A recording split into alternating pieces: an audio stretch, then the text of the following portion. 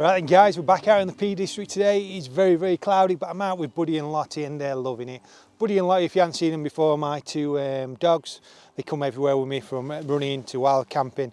But today I'm taking this opportunity to test out my jet boil Minimo and a new camp cooking ingredients that have been sent to me. And I'm also looking for a potential bivvy spot for my new refrigerator, which I will do a review. But I've got all my gear on, so I want to keep nice and warm, and if it does rain, I want to keep nice and dry. Let's go guys, enjoy it. So it's been a while since I've last done a video, especially the outdoors. Been concentrating on other projects that I've got. But the winter's coming and I love winter camping. The only thing I don't like about winter camping is the long nights. So today, it's my day off. I'm out with the two dogs up on Birchen Edge. We're going to head over to Gardom's Edge and we're going to test out my jet boil Minimo, and I'm going to do some camp cooking with that. I'm also looking for potential bivvy spot for my new refrigerator, which I'll do a review on soon. But I've got all the proper gear on today, wrapped up nice and warm, and I'll show you guys some secret spots around this area. It's about 15 minutes from Chesterfield, so it's not too far from where I live. But I'm glad I came out. Looking out the window today, it didn't look that great, the weather, but if you've got the right gear on, you can go out in any weather and have fun. It is fairly warm, 10 degrees for November. It's very warm. So let's have a good adventure guys. Don't forget to hit that like and subscribe button. Check out my other videos as well. Most of my videos are designed to show you guys what gear I use, but I'll do a few sneaky adventures as well.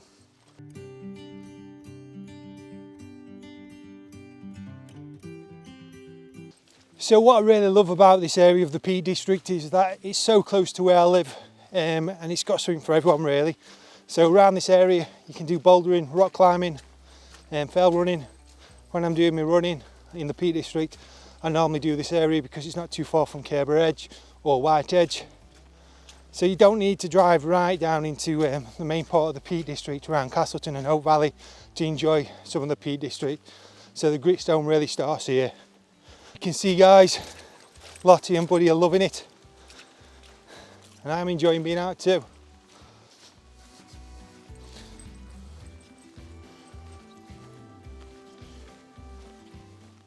So you can understand why it's so important to map a route when you do go out. I actually know this area quite well, and to be fair, even if you did get lost in this area, you are very close to the roads. Now if you was on Kinder Scout for instance, where it's very featureless and there's not a lot of paths, you can understand why so many people get caught out. So I do recommend people, if they don't know how to use a map and compass or haven't used that route before, or maybe even if you have used that route before, carry a map and compass, because when the clag comes down like this, you could be anywhere. So from the last 2 months I've struggled getting out into the Peak District as much as I want to, and to be fair, it hasn't done me no good not getting out into the Peak District. I do suffer with anxiety. I've told a lot of people that, there's nothing to be ashamed of, but getting out into the Peak District or doing exercise, it does really help me out. When we were out in the Peak District yesterday, I even mentioned to my wife how many people was out really enjoying the Peak District. And I think what really helps people get out is that it's free, only costs you petrol really and a bit of parking maybe, and you can have a good day out in the Peak District. I think a lot of people get inspired through Facebook groups, Instagram, YouTube. So hopefully these videos show you some places that you haven't been before, or maybe places you have been before, but little gems what I know about already. It's like this little gem I'm going to show you in a bit. I have done another video on it when I first started doing YouTube, but I'll bring you guys back to it. And it's some rock art in the Peak District near Gardom's Edge. It's actually covered in like a resin to protect it now. I do believe the original rock art now is in Sheffield Museum. I'll put a link in the description below. But there's some interesting Iron Age rock arts in the Peak District. Just got to go out there and explore them. And now I actually found this one when I was learning how to map read. I found it on the map and I needed to find the particular spot, and it was a great opportunity to test my map reading skills. You will also see in the Peak District as well a lot of boulders what are dotted around in like a stone circle, and they are a stone circle. If you go up onto Big Moor as well, you'll see some trig points as such, not traditional trig points, but they'll have carvings of Sheffield or Chesterfield from back in the day when paths went across that way. So sometimes if you just stay on the popular paths, you don't see all this.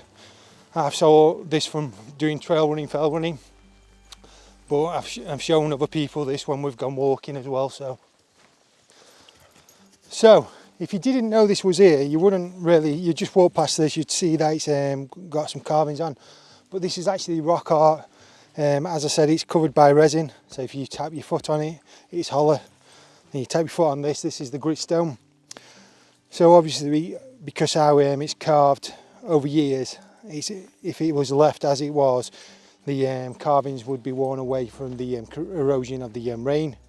But you could just be walking down this path and you probably wouldn't see it, or you just mistake it for a rock with some carvings on. But this is actually some rock art in the Peak District, and there's different websites out there what shows you about it and dates it to it. But it's a magnificent thing to see if you haven't already seen it. So you can see there the rock art and what I said about it being hollow.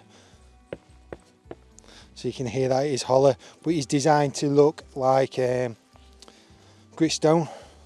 Originally I was going to put on the description whereabouts it was on what 3 words, but to protect it from people vandalising it, if you do your research you should be able to find the good references and you'll be able to find where it is.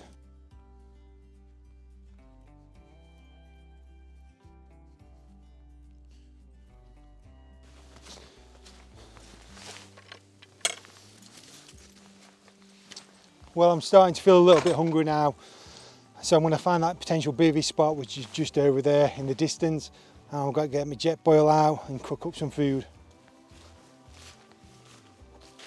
Right then guys, so today we're going to be looking at this freeze dry meal I've had 3 different ones. I've had like a stew one, this is the chili one. I also had a macaroni cheese. I haven't tried that one out yet. I've tried the stew one out. I tried to do a video on it. Unfortunately, my mic failed. So I'm back out again in Peak District testing this one out. So they're from a company called Right on Trek. I believe that they're only available at the moment from America, but you can import them into the UK.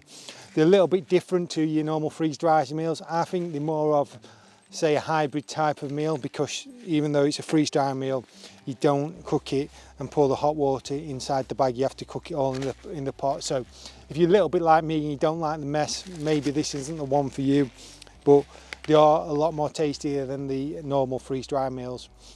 That said, the expiry date on these isn't as long as your normal freeze-dried meals. You probably get 5 years on a freeze-dried meal, unlike your fire pot meals. But these ones here, because they are more natural ingredients, you're only getting probably 6-7 months on these. So if you're buying these, make sure you plan them for a trip. Sometimes what I like to do on my freeze-dried meals is buy them in bulk and sit on them for a while, so when I do go on a wild camp I can just grab one out of the cupboard instead of going out to the outdoor shop and potentially spending more money seeing other stuff. The interesting thing with these as well, you don't just get the freeze-dry meal, you also get some extra bits in the pack. For some reason with this one you get a corn biscuit, you get some chocolate. Some people like chocolate with chilli, but that's not for me. And if you're wanting a little bit more spicy, you get some hot sauce as well. So these are made in Montana by a very small company, and they're trying to be a bit as green as they can with everything down to the packaging, so they're not using no plastic packaging or anything like that. And obviously it's cooked fresh within 10 minutes. So to start off with, what we need to do is get the water up to temperature, and the reason I'm using the jet boil Minimo is because on my last try of this I used the jet boil zip, and the Minimo is much better at simmering water, because when you get up to temperature you need to add this to the pan and sort of cook it. So let's get it up. The other good thing about this stove as well, when it's really cold, it regulates much better than a standard stove, so it's designed for a colder weather cooking. You can buy a frying pan to attach to the top, but unfortunately I can't really see them in the UK yet. I've been looking for them for a while. When they do come in the UK they're quite expensive, around £50, so we'll just see. Like I said before, I like going fast and light. I don't like all the mess of cooking. That's why I'm testing this out on today's walk, because I can get back to the car, get home and clean everything up. So you can see inside the bag, you've got your ingredients, you've got some chili powder, so you can see that it's not like your traditional freeze-dry meals as such. And how to cook on there, you've got your boil time, you need to turn it to low heat, then add your extra ingredients and stir it and enjoy it. So the really nice thing about the jet boil Minimo, it boils really fast. That's due to the flux system on the bottom. So all the heat just transfers into the stove itself. So what I'm going to do now is tip the contents into the stove. Now it's up to temperature. I'll just turn it down a little bit on the stove. And that, like I say, that's the beauty of this stove. When you turn it down, it doesn't go out like the zip would.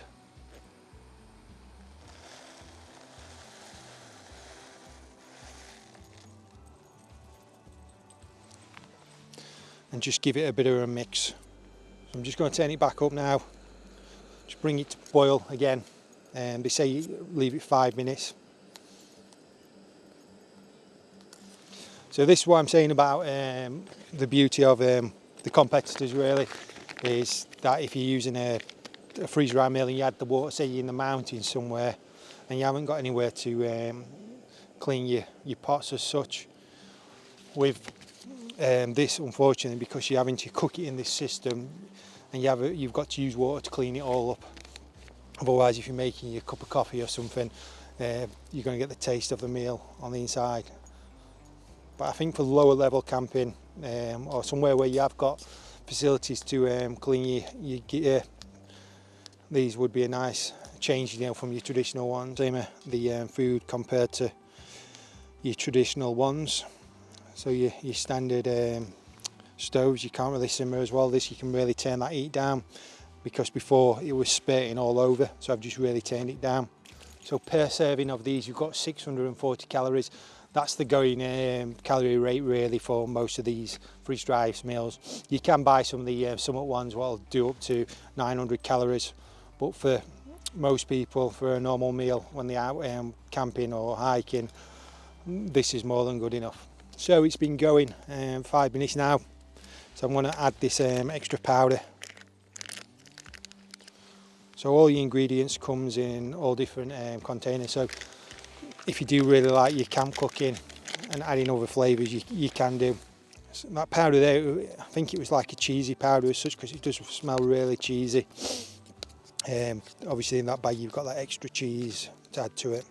So you can see there, it looks more like a normal chilli what you'd make at home, obviously without that rice, but I think it has got some rice bits inside. I'm interested to see what it tastes like. I'm not a big fan of sweet corn, but we're going to give it a go. Let's see how it tastes. A little bit hot at the moment, but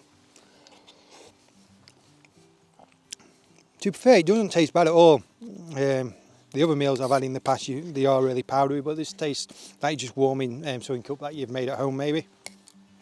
So I'll put a link in the description below of where you can buy these meals from. I'd recommend them for people that are doing low level camping, who aren't so bothered about having to clean your pots, because obviously when I go camping I want it to be fast and light. So if I was doing a mountain wild camp, I probably wouldn't take these, just because I want to be fast, light. I don't want the hassle of cleaning up afterwards. I want to just be able to clean my spoon and put all my stuff in a waste bag and take away from me. But if I was near somewhere where I could wash my pots, maybe next to a river or something, I had access to more water, because I tend to carry these are 500 millilitres of water. So if you're using your 16 ounce to cook with, you can see you're using half of it really. So if I am doing like a wild camp, after one meal and cleaning up, I'd be running out of water. So if you have enjoyed this video, check out my other gear reviews. I try and upload weekly, but over the past few weeks it's been hard to get a video out there. Obviously it's weather dependent as well. Today the weather's not great, but I've managed to come out and enjoy it with the dogs, and decided to do some camp food cooking out in the outdoors. Guys, keep safe and enjoy the great outdoors.